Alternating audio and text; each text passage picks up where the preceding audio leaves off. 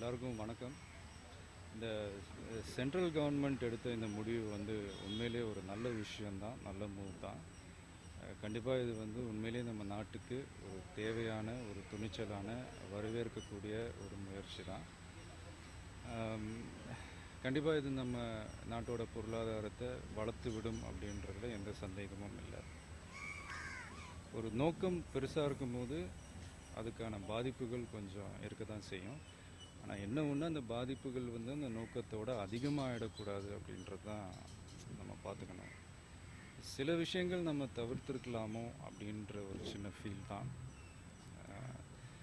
சும்மா general public ஒரு பசிக்கு சாப்பிட முடியாமல், மருந்து மாத்திரை வாங்க முடியாமல், ஏடிஎம் கார்டுக்காக வெளியூர் போய் முக்கியமாக திரும்ப வீடு வந்து சேர முடியாமல், அன்னன்னைக்கு கிடைக்கிற 500-1000 வச்சுக்கிட்டு சின்ன சின்ன தொழில் பண்ணுற வியாபாரிங்க முதற்கொண்டு தியேட்டர்ஸ், மால்ஸ், மார்க்கெட்ஸ், இந்த மாதிரி தேவையில்லாமல் இவங்கெல்லாம் ஏதோ கொஞ்சம் பாதிக்கப்படுறாங்களோ அப்படின்ற ஒரு சின்ன ஃபீல் தான்.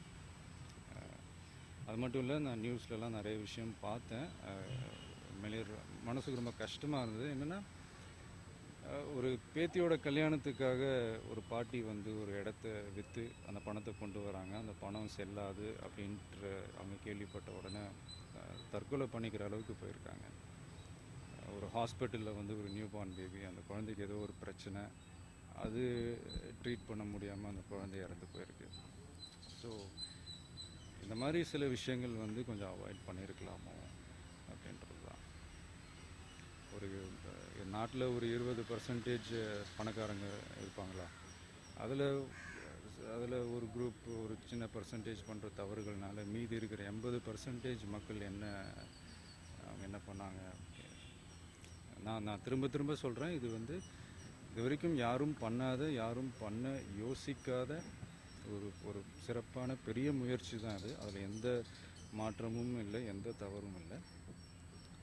ஆனால் இப்படி ஒரு பிரச்சனைக்கு தீர்வு காணும்போது ஒரு சட்டம் போடுறாங்க, அதுக்கு அதை அமல்படுத்துகிறாங்க. அது பண்ணும்போது என்னென்ன பிரச்சனைகள் வரும் அப்படின்றது முன்கூட்டியே தெரிஞ்சுக்கிட்டு அதுக்கான அந்த ஸ்டெப்ஸை முன்னாடியே எடுத்து பண்ணியிருந்தால் இன்னும் சிறப்பாக இருந்திருக்குமோ அப்படின்றது தான் என்னுடைய ரொம்ப தாழ்மையான ஒரு கருத்து. பட் இன்றைக்கி வந்து கொஞ்சம் செட்டில் டவுன் ஆகிருக்கு அப்படின்லாம் சொல்கிறாங்க. லாஸ்ட் 3-4 days இருந்த அந்த பேனிக் சுச்சுவேஷன் இல்லை. பட் இருந்தாலும் இந்த கிராமம் சைட்லாம் இன்னும் கொஞ்சம் அவங்களுக்கு இன்னும் அந்த கஷ்டங்கள் இருக்குது. அந்த சீனியர் சிட்டிசன்ஸுக்கு ஒரு சின்ன ஒரு முக்கியத்துவம் கொடுத்து அவங்களுக்கு இருக்கிற அந்த கஷ்டங்களில் சீக்கிரமாகவே அதை வந்து சென்ட்ரல் கவர்மெண்ட் அதை சார்ட் அவுட் பண்ணாங்கன்னா நல்லாயிருக்கும். அதுதான். தேங்க்யூ. டுடே சினிமா நேயர்களுக்கு நன்றி, வணக்கம்.